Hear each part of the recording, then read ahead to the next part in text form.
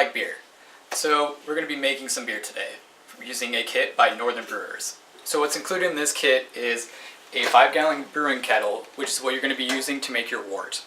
What wort is it's your beer before it becomes fermented.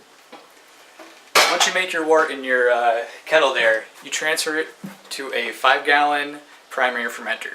What happens in here is this is where your yeast converts sugars and all that good stuff into alcohol.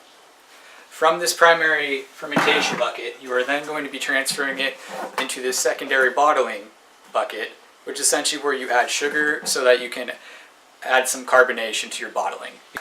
So this kit is supposed to be used for creating a amber ale. So what's included in this one is a bit of Mallard malts syrup and Mallard malts grain, both of which give the brew its burnt caramel flavor to it.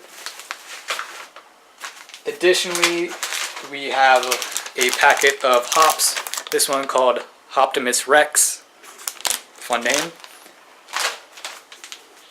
Quite possibly the most important part, the yeast, a bit of corn sugar so that we can create carbonation in our bottling bucket, and some cleanser for our buckets and kettle. So in addition to that, we also have a couple of separate equipment that is pretty helpful, such as having a capper for your bottles, bottling caps, bottling wand as they like to call it, a little bit of tubing for all that fun stuff, a spigot for your bottling bucket, which is very helpful for transferring your beer into your bottles, and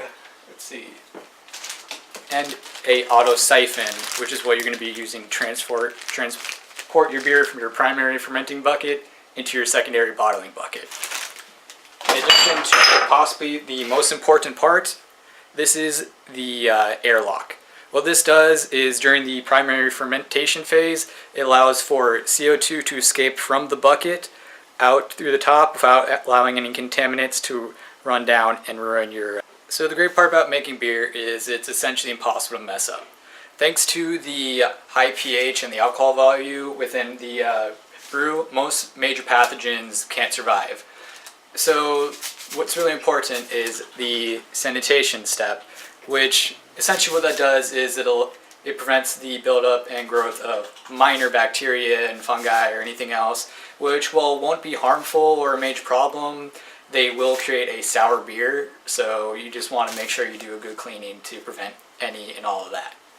Alright, so what we're going to do is just add the 2.5 gallons of water to our boiling kettle.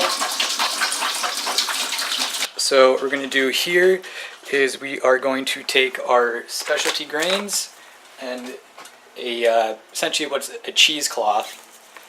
We're going to put the grains inside the cloth to essentially make a tea bag.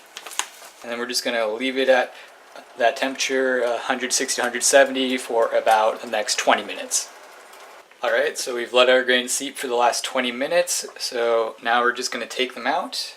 So now you're going to bring this pot to a quick boil real quick, and then after that you let it stop boiling, where you then will add your malt extract to the kettle. Alright, so we've had the specialty grains boiling, so now we turn the boil down and we're going to be adding our malt extract. Now this is pretty thick and has a tendency to burn the bottom of your pan, so it's helpful to be stirring it in while you're doing it. So at this point, between the specialty grains and the malt extract, this is technically wort because it is unfermented beer, and now with the addition of hops, which if you ever had an IPA, it smells exactly like that, who'd have guessed? So similarly, you want to be stirring those in while you add them because they have a tendency to float to the top. So that's just to get it to stay near the middle and the bottom. And after you've done that, you bring it back up to a boil. Alright, so we've been boiling our wort for the last 1 hour. So now what we're going to do is try to cool it down as fast as possible. So there are multiple methods of doing this. The way I'm doing it is just a simple ice bath. There are other ways of doing it, such as using cooling coils, and it's pretty great, but that does cost more money, so I'm just going the simple route with ice bath. We wait for our wort to cool down. We're going to do possibly one of the most important steps, and that is sanitization. From here on out, anything that touches our wort, we're going to need to make sure it is clean and sanitized, otherwise we are going to have extra microbial growth. Oxygen wash provided by the kit.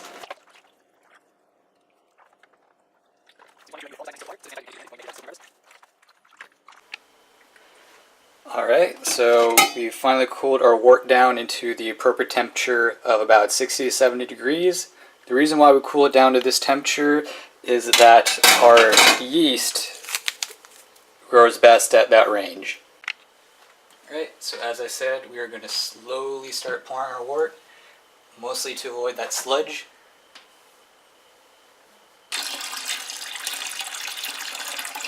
At this point, what we do is we use a little bit more water to cap it off at the 5-gallon mark. I mentioned the sludge a little bit earlier, and this is what it looks like. As you can see near the bottom here, it's kind of nasty and icky, something you want to avoid pouring into your primary fermentator. Alright, so now all you do is you grab your opened yeast. So all you have to do is pour it on top here, spread it out nice and even. No need to mix it in because it will fall to the bottom and mix itself. Grab your lid, put her on, lock her down.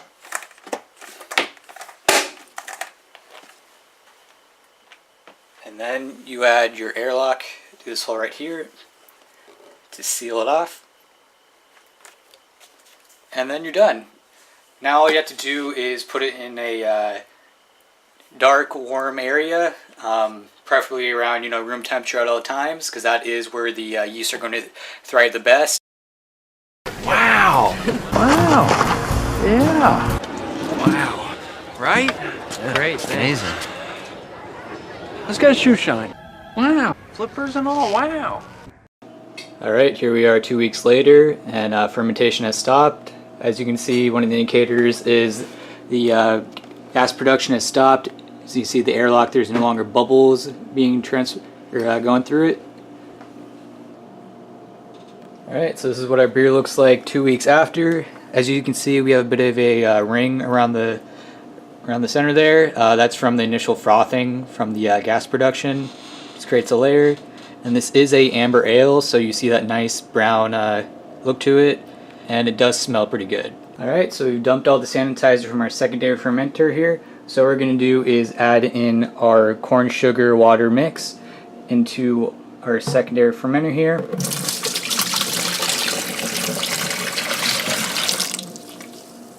And now what we're going to do is we are going to transfer our wort from our primary fermenter here into our secondary fermenter so that that corn sugar gets added and then carbonation can happen inside of the bottles. Alright, so now what we're doing is we're taking our auto siphon and we're transferring our wort from our primary fermenter here into our secondary fermenter bucket right here. Alright, so this is what our beer looks like once it's been moved into our secondary fermenter with the corn sugar. As you can see, it is a nice amber brown, which is what we want for an amber ale, as opposed to if you look back at the primary fermenter. So this is what the primary fermenter looks like drained. So as you can see, that sludge in there is definitely what we were trying to avoid. The strange thing about it though is it actually smells really good. It's like whenever you crack open a beer, you know that nice aroma that just comes from it. That's exactly what this gunk smells like. It's a little confusing. Alright, so now we do quite possibly one of the most fun parts. So what we do is we attach our bottling wand to our spigot here. We open up our spigot and then we can begin to dispense our beer into our bottles. Alright, so you just take your bottling wand, put it inside your bottle, push down, and the bottle will slowly start to fill up with your beer. So the next step is to cap your beer. So what you take is you get your capper from your kit, couple of your sanitized caps that you've been waiting. You just grab one of your filled beer bottles, put your cap on your magnetic beer capper there, just put on top there, and clamp down. And just like that, you got a nice capped beer. The end product is about 40 bottles of beer, and that's going on the liberal side just because I wanted to play it safe and not use any of our potentially nasty product from our primary fermentation near the bottom there, in addition to any excess gunk that might have transferred into our secondary bucket here. So now what's left is to put our capped bottles of beer into a nice dark warm place for the next 1 to 2 weeks to build up some carbonation. Alright, so the dark warm place I chose to store these for the next week or two are within my closet, just because I know it's going to stay dark and stay warm. After about a week, you can put one into the fridge for about a day or two and then try it out to make sure that the carbonation is good and that your beer has not spoiled. And if you want to try making this yourself, there is a kit provided by Northern Brewer, which is the one I chose. It is a pretty easy kit to follow, and you'll end up seeing what the new product is. So let's hope it's good. I like beer cause it is good. I drink beer because I should. If there was a song to sing, I sing it and beer you bring. I drink beer when I am sad, cause the beer it makes me glad. Now there's nothing left to say, so let's go drink beer. Beer is good! Beer is good! Beer is good! Go for it.